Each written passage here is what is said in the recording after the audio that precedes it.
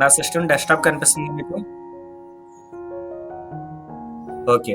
So, మనం again గతంలో చెప్పుకున్నటువంటి పవర్ పాయింట్ ప్రెజెంటేషన్ ఏదైతే ఉందో, అదే సెషన్‌ని మరొక్కసారి రివైజ్ చేసుకుందాము. దాని తర్వాత ఈరోజు ఇంకొంచెం ఎక్కువ నేర్చుకునే ప్రయత్నం చేద్దాం. ఓకే. ఈ సెషన్ పూర్తయిన తర్వాత మీరు మన కంప్యూటర్ ల్యాబ్‌కి వెళ్ళడము, అక్కడ ప్రాక్టీస్ చేయడం లాంటివి చేయొచ్చు. ఈరోజు, రేపు తర్వాత మీకు ఎప్పుడైతే కంప్యూటర్ పీరియడ్ వస్తుందో అప్పుడు. సో, ఈరోజు నేర్చుకున్నవన్నీ కూడా మీరు చేయొచ్చు. ఓకే. సో, మరొక విషయం ఏంటంటే ఆహ్, ఈ సెషన్స్ అన్నీ కూడా యూట్యూబ్‌లో మీకు అప్‌లోడ్ చేయడం జరుగుతుంది. యూట్యూబ్‌లో అప్‌లోడ్ చేసిన తర్వాత ఈ అప్‌లోడ్ అయినటువంటి సెషన్ లింక్స్ మీకొస్తాయి. ఈ లింక్స్ బేస్ చేసుకొని మనం చెప్పుకున్నటువంటి సెషన్స్ ఏవైతే ఉన్నాయో అవి మీరు మీ మీ ఐఎఫ్‌బీ ప్యానెల్‌లో చూడొచ్చు. మీ కంప్యూటర్ ల్యాబ్‌లో ఇంటర్నెట్ అవుతుంది కాబట్టి అక్కడ కూడా చూడొచ్చు. ఓకే. సో, ఈ విధంగా ఏంటంటే మీరు ఈ రోజు జరిగినటువంటి సెషన్‌ని రెగ్యులర్‌గా వినే అవకాశం ఉంటది. ఓకే.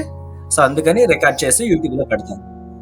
సో, ఇవాళ మనం చెప్పుకున్నటువంటి సెషన్ ఒకసారి రివైజ్ చేసి, ఆ తర్వాత మరికొన్ని టాపిక్స్ డిస్కస్ చేసుకుందాం.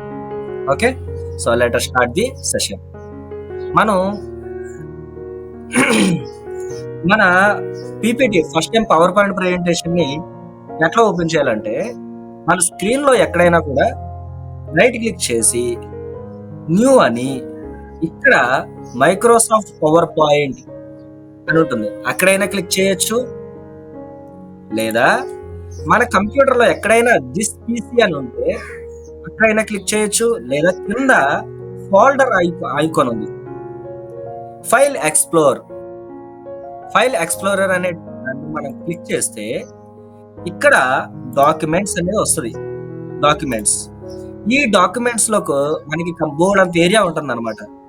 ఇక్కడ మన ఖాళీ ఉన్న స్పేస్‌లో రైట్ క్లిక్ చేసి న్యూకొచ్చి మైక్రోసాఫ్ట్ పవర్ పాయింట్ ప్రెజెంటేషన్ దగ్గర క్లిక్ చేయొచ్చు.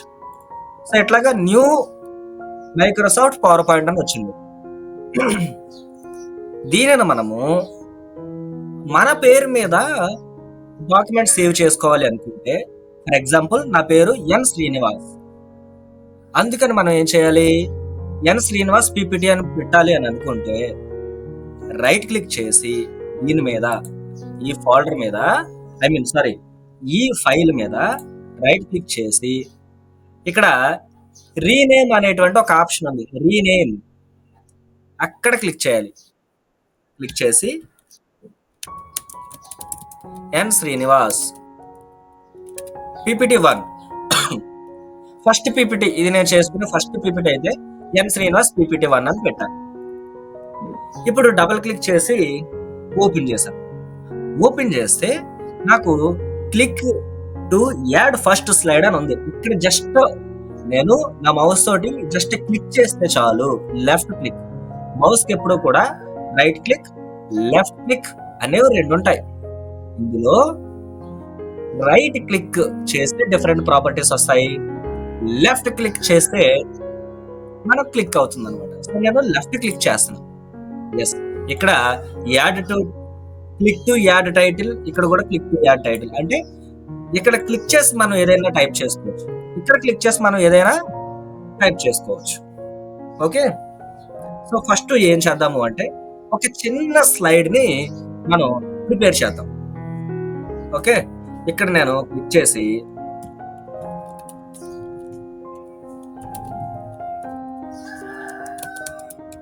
ఇదేగా మీ స్కూల్ పేరు, MJP APBC welfare residential school Anakapalli. కింద కూడా మనకి ఇన్ఫర్మేషన్ ఉంది. Click to add sub title. పైన క్లిక్ టు యాడ్ టైటిల్ అని ఇందాక వస్తే ఇప్పుడు click to add sub title అని ఉంది. ఇక్కడ కూడా మనం క్లిక్ చేయొచ్చు. ఓకే. మీ ప్రిన్సిపల్ నేమ్ ఏంటి చెప్పండి? డి వెంకటేశ్వర్లు కదా. Okay, D Venkateswarlu. అని చెప్పి నేను ఇక్కడ టైప్ చేశాను. ఓకే, సో గైస్ ఇప్పుడు ఈ టెక్స్ట్ వేరు, రెండు వేరు కదా. ఇప్పుడు నేను ఏం చేస్తానంటే ఈ టెక్స్ట్ కి మధ్యలో కొంచెం స్పేస్ పెడతాను. స్పేస్ ఎలా పెట్టాలి అంటే మౌస్ ని ఇట్లా తిప్పితే ఇక్కడ ఏం కనిపిస్తుంది, యారో మార్క్ కనిపిస్తుంది, కొన్ని చోట్ల ఐలా కనిపిస్తుంది.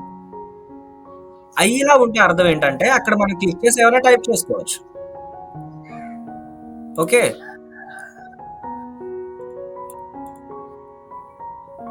ఇప్పుడు ఏదైనా క్లిక్ చేస్తే అక్కడ బాక్స్ వచ్చి బాక్స్ చుట్టూ 4 యారోస్ కనిపిస్తున్నాయి, గమనించారా? సో ఇప్పుడు ఏం చేయొచ్చు అంటే మనం ఈ 4 యారోస్ ఉన్నప్పుడు మొత్తం బాక్స్ అంతటిని మూవ్ చేయడానికి అవకాశం అన్నమాట. ఇప్పుడు ఈ బాక్స్ మీద నేను క్లిక్ చేసి ఇక్కడ పైన చూడండి ఫాంట్ అని చెప్తుంది, ఫాంట్ అని ఉంది కదా. సో ఇక్కడ ఫాంట్ అంటే అర్థం ఏంటంటే డియర్ ఫ్రెండ్స్, అక్షరాల యొక్క సైజ్ అని అర్థం. అక్షరాల యొక్క సైజుని పెంచుకోవడం, తగ్గించుకోవడం, డిజైనింగ్ ఇవ్వడం, థిక్గా మార్చడం, లేదంటే అక్షరాలను వంచి రాయటం, ఇట్లా, లేదంటే అక్షరాలు వెనకాల కలర్ ఇవ్వటం బ్యాక్గ్రౌండ్ లో, లేదంటే అక్షరాలకే కలర్ ఇవ్వటం, ఇట్లాంటివన్నీ కూడా ఈ ఫాంట్ గ్రూప్ లో ఉంటాయి. ఇవాళ మీకు ఈ ఫాంట్ గ్రూప్ గురించి చాలా క్లియర్ గా చెప్పే ప్రయత్నం చేస్తాను. ఫస్ట్ నేను ఏం చేస్తానంటే ఈ మొత్తం లెటర్స్ ని నేను సెలెక్ట్ చేసుకున్నాను. మొత్తం లెటర్స్ ని సెలెక్ట్ చేసుకోవచ్చు, బాక్స్ ని క్లిక్ చేయడం ద్వారా మొత్తం లెటర్స్ ని క్లిక్ చేయవచ్చు, లేదా ఇలాగా మనం క్లిక్ చేసుకోవచ్చు. నేను బాక్స్ క్లిక్ చేసి అక్షరాల యొక్క కలర్ ని మారుస్తాను. బాగుందా? ఓకే, ఇప్పుడు ఈ అక్షరాలు థిక్గా కనిపించేలా చేద్దాం. థిక్గా అయింది. థిక్గా అవ్వాలంటే ఏం చేస్తాను, బి దగ్గరికి వెళ్ళాలి. బి అంటే ఏంటి, బోల్డ్, అంటే థిక్గా కనిపిస్తుంది అనమాట. ఓకే, సో ఇక్కడ ఇది కదా ప్రిన్సిపల్ నేమ్ డి వెంకటేశ్వర్లు అని చెప్పి ఏదైతే టెక్స్ట్ ఉందో ఆ టెక్స్ట్ ని పెద్దగా చేసే ప్రయత్నం చేద్దాం. ఎలా చేయొచ్చు, ఇలా సెలెక్ట్ చేసుకున్నా చేయొచ్చు, లేదా ఎంటైర్ బాక్స్ ను సెలెక్ట్ చేసుకున్నా మనం చేయొచ్చు. ఇక్కడ పెద్ద ఏని క్లిక్ చేశాను. పెద్ద ఏని క్లిక్ చేస్తే ఏమవుతుందంటే అక్షరాలు పెద్దవి అవుతాయి. ఇప్పుడు చిన్న ఏని క్లిక్ చేస్తున్నాను, ఏమవుతుంది, అక్షరాలు చిన్నగా తయారవుతాయి. Okay, very good. సరే, ఇప్పుడు దీన్ని సెలెక్ట్ చేసుకొని బ్యాక్గ్రౌండ్ లో కలర్ ఇద్దాం. అంటే బాక్స్ మొత్తాన్ని సెలెక్ట్ చేసుకుని బ్యాక్గ్రౌండ్ లో కలర్ ఇద్దాం. మీకు ఏ కలర్ నచ్చిందో చెప్పండి నాకు. ఇది నచ్చిందా? ఇది సరే, అక్షరాలను బోల్డ్ గా మార్చాను. ఇంకొంచెం పెద్దగా చేస్తున్నాను. బాక్స్ చిన్న చేసుకోవచ్చు, పెద్ద చేసుకోవచ్చు. ఈ సైడ్స్ ని ఇట్లా మార్చడం ద్వారా మనం ఈ లెటర్ ని అడ్జస్ట్ చేసుకోవచ్చు.